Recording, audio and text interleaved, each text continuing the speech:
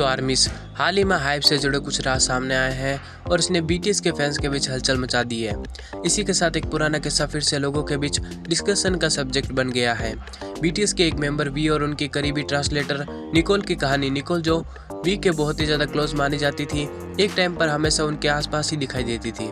उन्हें कई इवेंट्स और कॉन्सर्ट्स में भी वी के साथ देखा गया था और उस टाइम उनके रिलेशन को लेकर भी काफ़ी सवाल उठे थे। अब सोचिए ये वही निकोल है जो अक्सर वी के साथ पेरिस फैशन शो से लेकर कई बड़े बड़े इवेंट्स में नजर आई थी, पर अचानक सब कुछ बदल गया। निकोल ने हाइप छोड़ दिया और बताया कि उन्हें एक नई नौकरी मिल गई है, लेकिन फैंस का मानना है कि ये सब इतना सीधा नहीं था।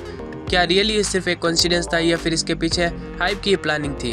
कुछ आर्मीज का ये भी मानना है कि हाइप ने खुद निकोल को बीटीएस से अलग किया क्योंकि वो नहीं जानती थी कि वी की प्राइवेट लाइफ किसी तरह से पब्लिक के सामने आए। कहा तो ये भी जा रहा है कि निकोल और वी की नज़दीकियां कंपनी को अनकंफर्टेबल कर रही थी और इसीलिए उन्हें हटाना पड़ा। हालांकि ये भी सच है कि निकोल पहले से ही मैरिड है और उनके बच्चे भी हैं, लेकिन अब वो के-पॉप से आगे बढ़ते हुए ग्लोबल म्यूजिक इंडस्ट्री में नई शुरुआत करना चाहती है। निकोल का रोल सिर्फ ट्रांसलेटर का ही नहीं था, उन्होंने बीटीएस के गानों जैसे और परमिशन टू डांस के लिरिक्स और मैसेज को ग्लोबल मार्केट के लिए तैयार करने में भी मदद की थी। उनके जाने पर कई फैंस को लगा कि शायद इस डिस्कशन के पीछे कोई वो पर्सनल कारण हो, लेकिन उन्हें खुद क्लियर किया कि वो एक प्रोफेशनल मूव था जो उनकी ग्रोथ के लिए जरूरी था।